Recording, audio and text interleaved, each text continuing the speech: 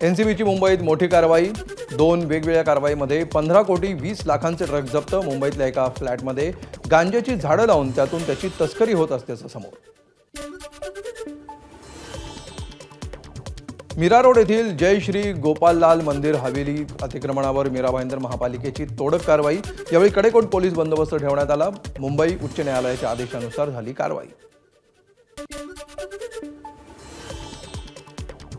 नागपुरात petrol pump चालक महिलेला धक्काबुक्की। क्षुल्लक वादातून पेट्रोल पंपावर टोळक्याची दादागिरी। पेट्रोल पंप चालक महिलेला पायावर लोटांगण घेत माफी मागण्यास भाग पाडला।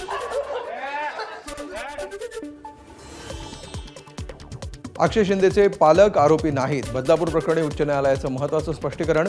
घरात राहता येत नाही, कोणी नोकरी देत नाही। अक्षयच्या कुटुंबियांनी मांडलेल्या व्यथेनंतर न्यायालयाचं स्पष्टीकरण। रायगडच्या ताम्हिणी घाटात लग्नासाठी जात असलेल्या खासगी बसचा अपघात। 5 जणांचा मृत्यू तर 27 जण जखमी। चालकाला वळणाचा अंदाज न आल्यामुळे अपघात।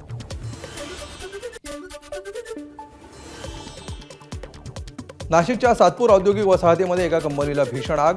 मेंटेनन्सचं काम सुरू असल्यानं आग लागल्याची माहिती।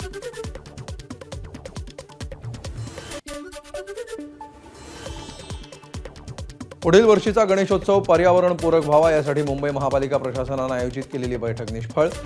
पीओपीला पर्याय देण्याची सार्वजनिक मंडळांची मागणी।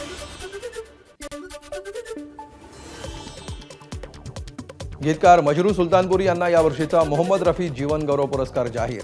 18व्या मोहम्मद रफी पुरस्काराची मंत्री आशिष शेलारांकडून घोषणा। महाराष्ट्राचे राज्यपाल CP राधाकृष्णन यांच्या हस्ते पुरस्कार दिला जाणार। एबीपी माझा, उघडा डोळे बघा नीट।